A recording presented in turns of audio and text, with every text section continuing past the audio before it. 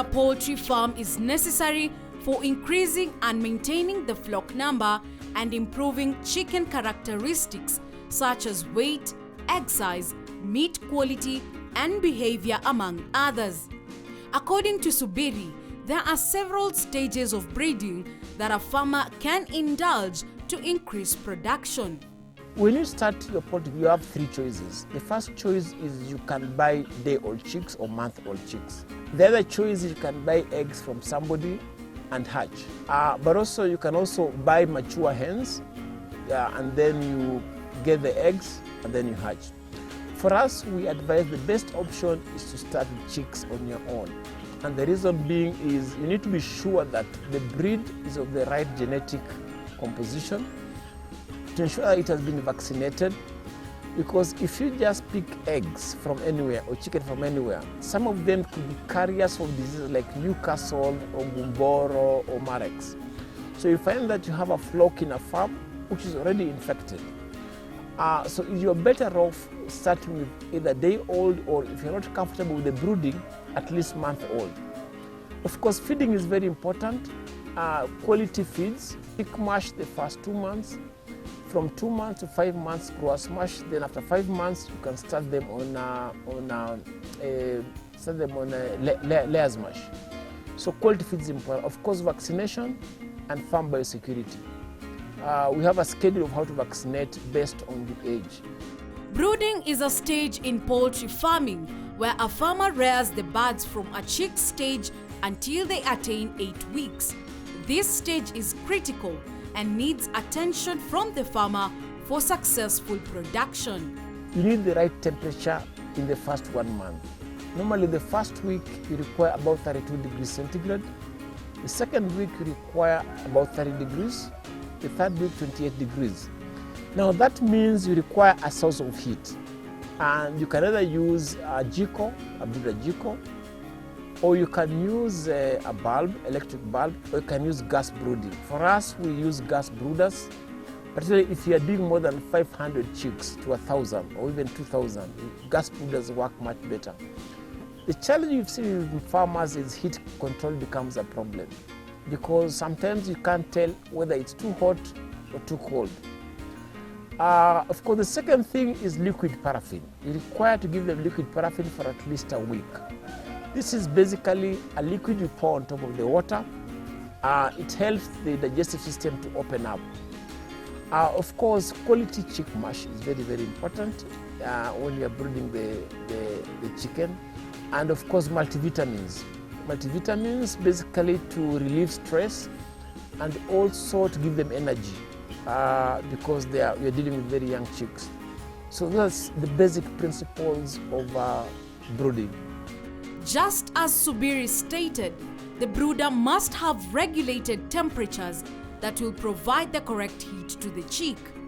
He also adds some tips to help you check the temperatures on your brooder.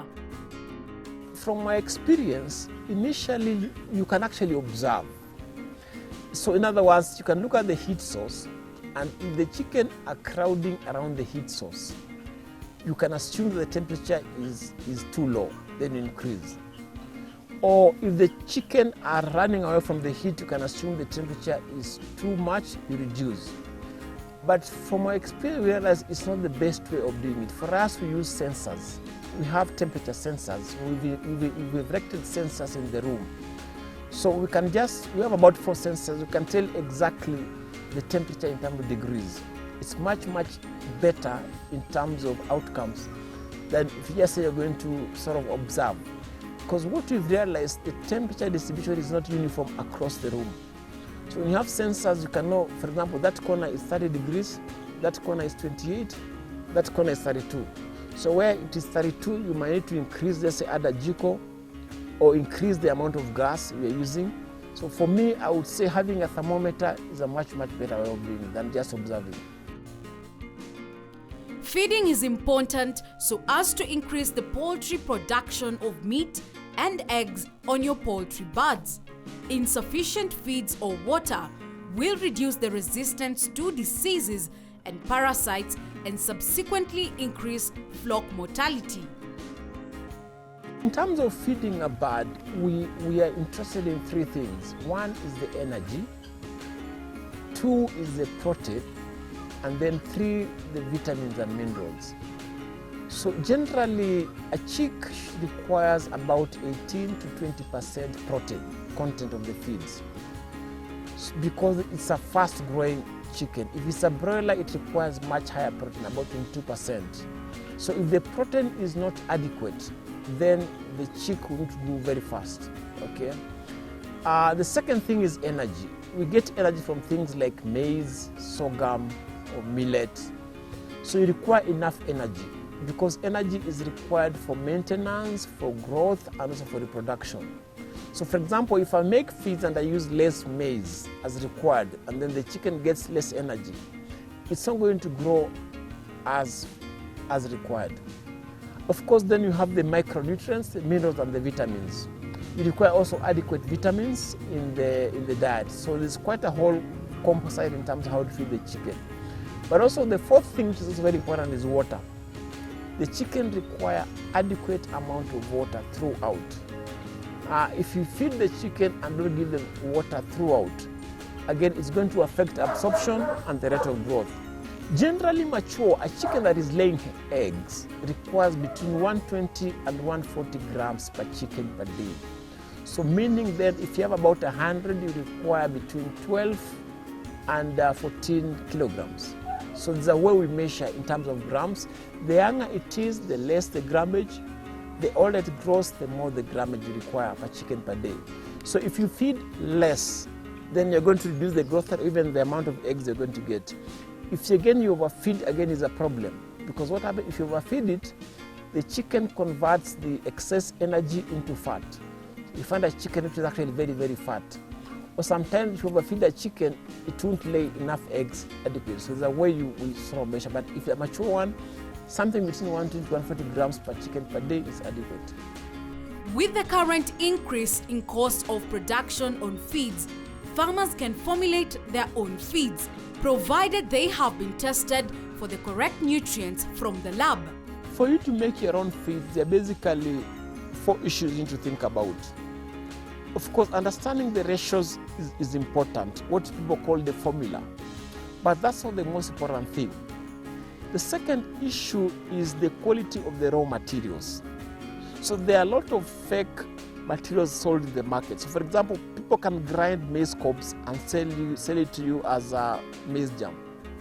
Sometimes people, they take something like soya, it's yellowish. We even bought it some time back in the past. It looks like soya, but it's not soya. So the quality material is important, and the only way you can tell if the material are of quality is by testing in a laboratory. The third issue is the quality of the mixing. If you don't mix well, you'll get very poor results. And the reason being, some of the minerals, for example, we normally use very little. So for example, we can use about 100 grams of a mineral in a 70 kg bag. So if you don't mix well, you'll get poor results. Then of course, the fourth thing in terms of your feeds is now the quality. Once you feed the chicken, observe the behavior of the chicken. For proper monitoring, record keeping is necessary on your farm to ensure productivity and good business returns.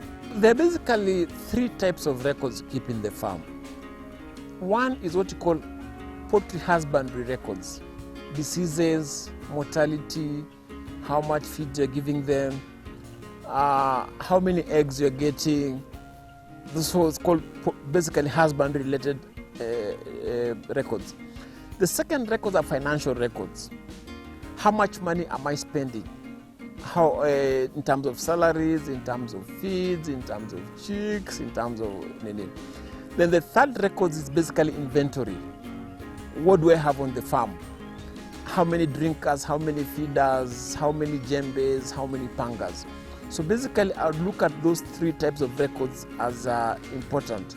Now, why keep records? One, it helps you to know your progress, how you're progressing, okay? Also, in terms of looking for funding, many of the funding institutions will basically want to see your records, particularly financial records. They want to see, are you making money or are you not making money? So it's very important for growth of your business to keep those 3 types of records.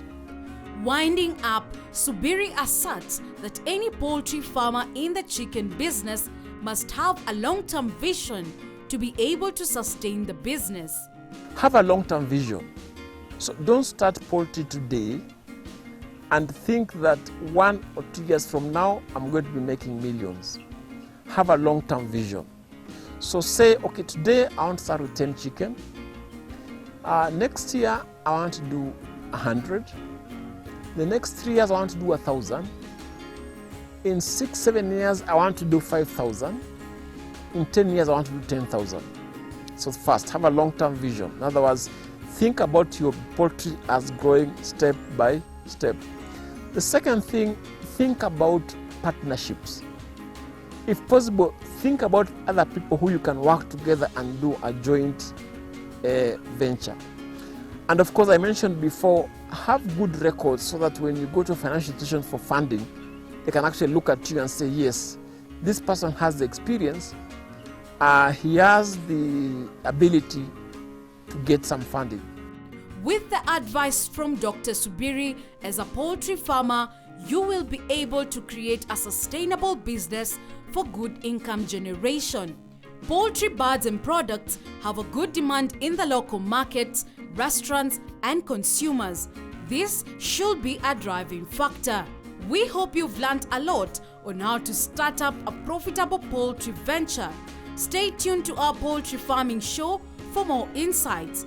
Keep watching KTN Farmers TV and share your feedback about this show through our SMS line on your screen.